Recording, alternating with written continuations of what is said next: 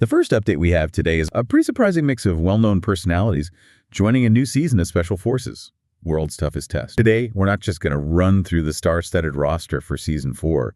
We'll actually explore what these casting choices might reveal about the show's strategy, The show pushes recruits through these grueling military drills, survival scenarios, relentless psychological tests.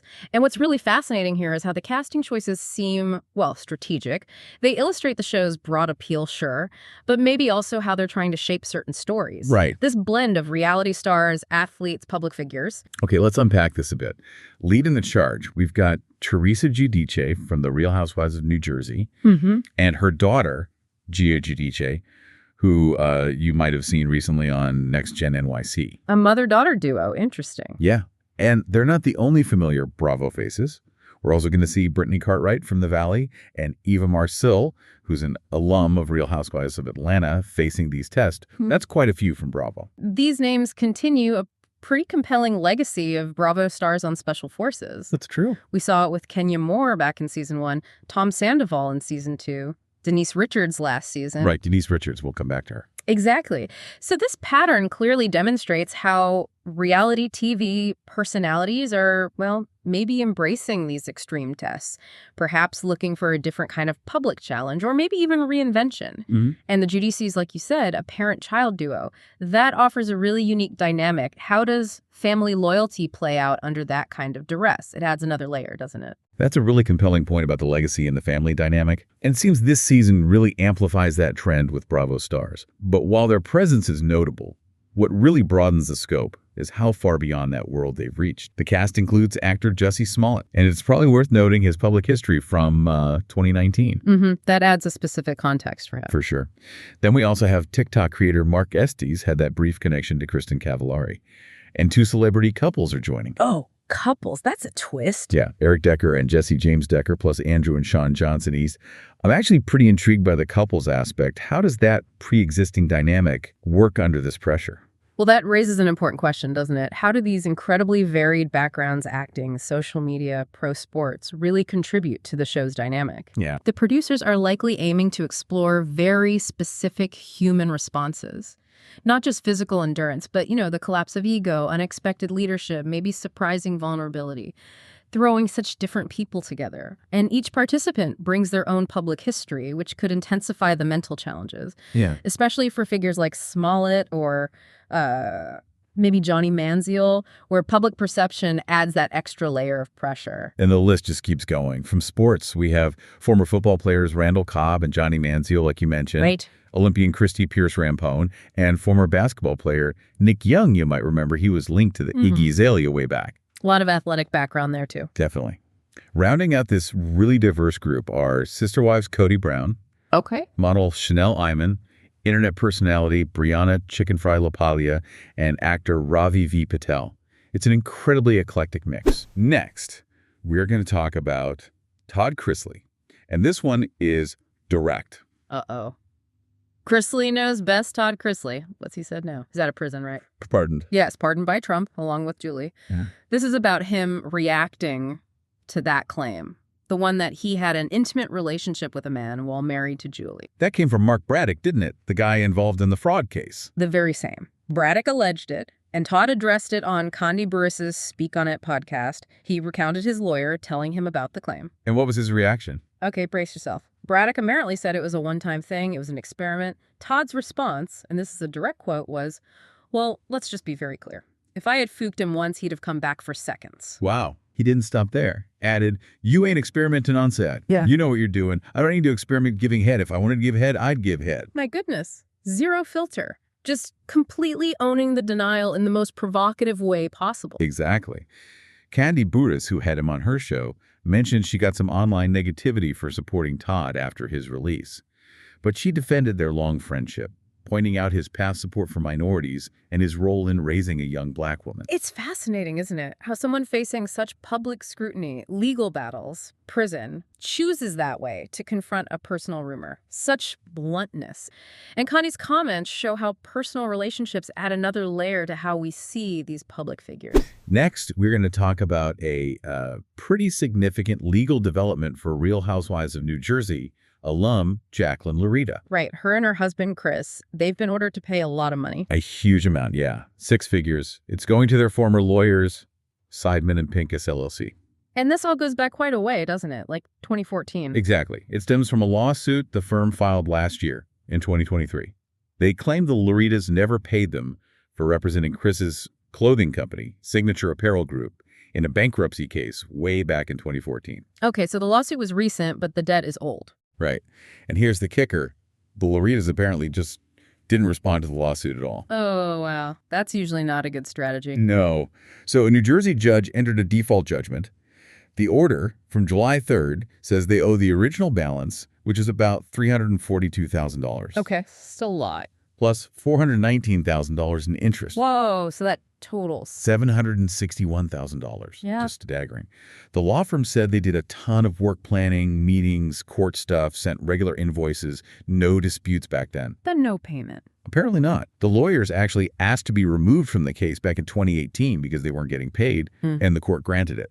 Then 5 years later, boom. So what are the Lauritas saying now? Well, someone close to them told Us Weekly it's a very old debt and Chris feels he was overbilled. But they also said they're trying to negotiate a settlement now and are, quote, confident this will be resolved quickly. Maybe you should have responded to the lawsuit then, right? You'd think. And just a quick reminder for everyone, Jacqueline was full-time on RHONJ for the first 5 seasons, then a friend in 6, and back as a housewife for season 7. Okay, next we are going to talk about some really intense personal drama. This involves Denise Richards and her estranged husband, Aaron Pfeifers. Things are getting heated in their divorce. Yeah, this one has a few layers, accusations flying back and forth. Okay, first up, there's this incident with one of their dogs, Melanie. Denise accused Aaron of putting the dog down without telling her. Which sounds awful on the surface. Right. But Aaron fired back, saying Denise hadn't really interacted with their pets in like 2 years and didn't want to be involved in their care decisions anyway. Yeah, so his side is different. Very different.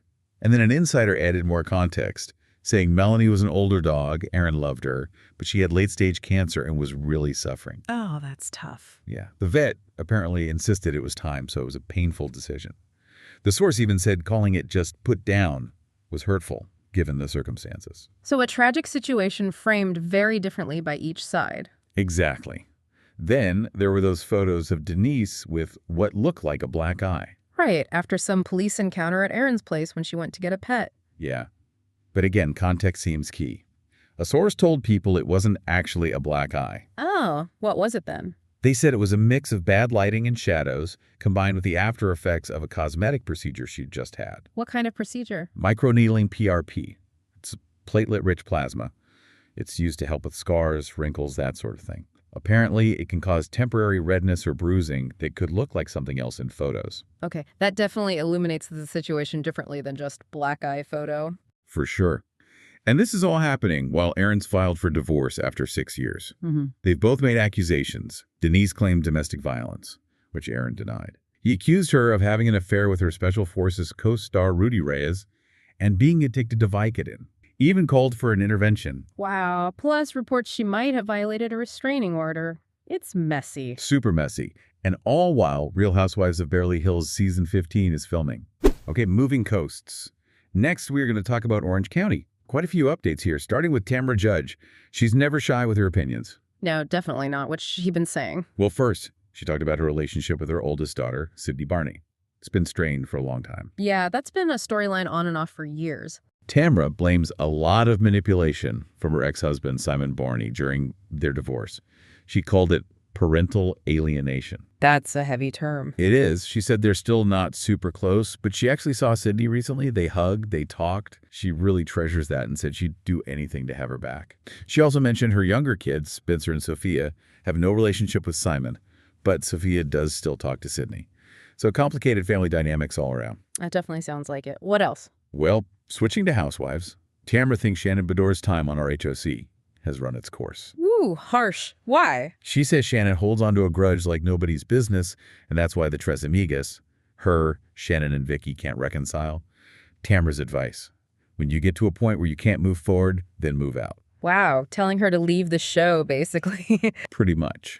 Tamra also brought up Shannon's DUI from last September, expressing concern she's still drinking. She pointed out Shannon drove her car into a house, tried to take off, and had a physical altercation with her boyfriend, yet somehow got praised. Yeah, the reaction to that was varied. Tamra also called Shannon out for not being a good friend historically, like ghosting Tamra when she was fired. And she defended Shannon's ex, Shawn Johnson, saying he's not a housewives chaser, and that Shannon tries to destroy their image when relationships end. Okay, so Tamra's really not holding back on Shannon. Not at all. And the feuds continue. Next, we are going to talk about her issues with Gretchen Rossi. Another long-running one. Yep. Tamra brought up Gretchen dating Slade Smiley after he was with Joe De La Rosa, saying Gretchen betrayed Joe because they used to double date. Bringing up the ancient history. Totally. Tamra even mocked Gretchen's faith, joking it was very Christian-like of her to talk about Slade's penis on camera back in the day, and called Gretchen not the breadest girl in the world. She also mentioned finding Gretchen's relationship with her late, much older ex-fiancé, Jeff Beitzel, weird, and claimed she found out Gretchen was seeing other men back then, too. So just dredging up everything. Pretty much.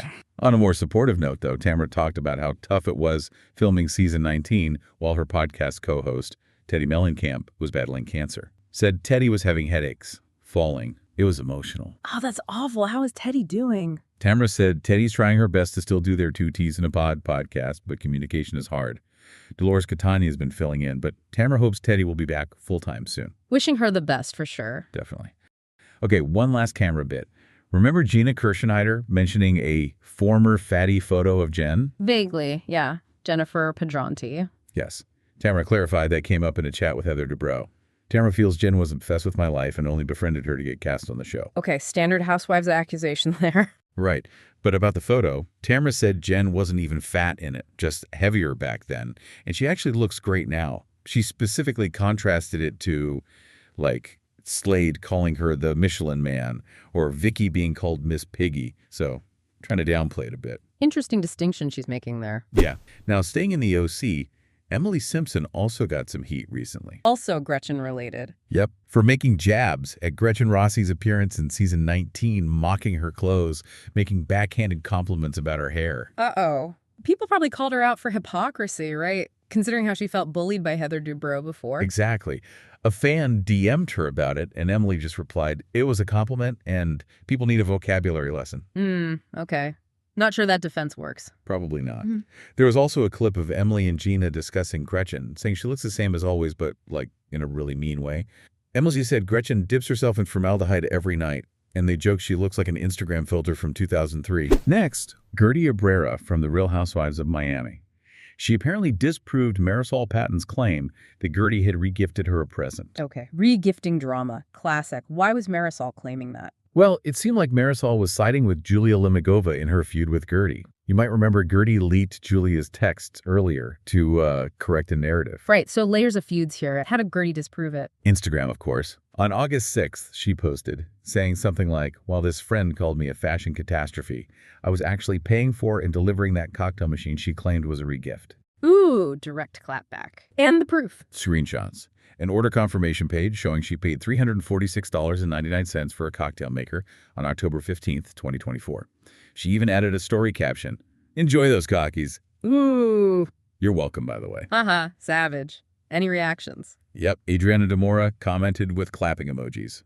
And former castmate Anna Quincosis chimed in with support, telling Guerdy not to let Marysol's venom poison her peace. Wow. Any word from Julia in all this? Actually, yeah. Julia was on Watch What Happens Live and addressed her own feud with Guerdy. She apologized for throwing water on Guerdy in the past episode, said it was totally not my character and her emotions got a hold of me. Interesting timing for that apology. And back to Guerdy, it's fascinating, isn't it? How something as simple as a digital receipt can just completely shut down an argument. It really demonstrates the power of concrete proof when it's mostly just talk. Absolutely. Okay. Next, we're going to talk about the strategy behind the shows. Producer Alex Baskin offered some insights into The Valley and Vanderpump Rules. There was some chatter about the VPR cast showing up too much, right? Yeah. Baskin acknowledged the heated thoughts about Sheena Shea, Lala Kent, Tom Schwartz being on The Valley. But he defended it, saying they really are part of that friend group. The connections are real. Okay, fair enough. What about the finale party seeming like a setup for Sheena? He denied that it was about featuring Sheena and Brock more in season 3. Said he actually wanted Jasmine Good and Zach Wickham to get more prominent roles, and he was happy with how they did. And Jax Taylor leaving, how does that change things? Baskin said season 3 will be different without Jax, but thinks that's not a bad thing. Jax himself confirmed he's focusing on sobriety after all the season 2 backlash. Which was pretty intense. Yeah. Baskin suggested maybe the audience reaction forces people to self-assess, and he hopes Jax uses the time for healthy choices. Didn't sound too sure about Jax returning, seemed focused on the current cast. What about the filming delay for season 3? Any issues there? Baskin said it's just down to the airing schedule and reunion timing. Nothing beyond that. He noted the delay might actually let them capture different life events for the cast. He also had praise for some cast members.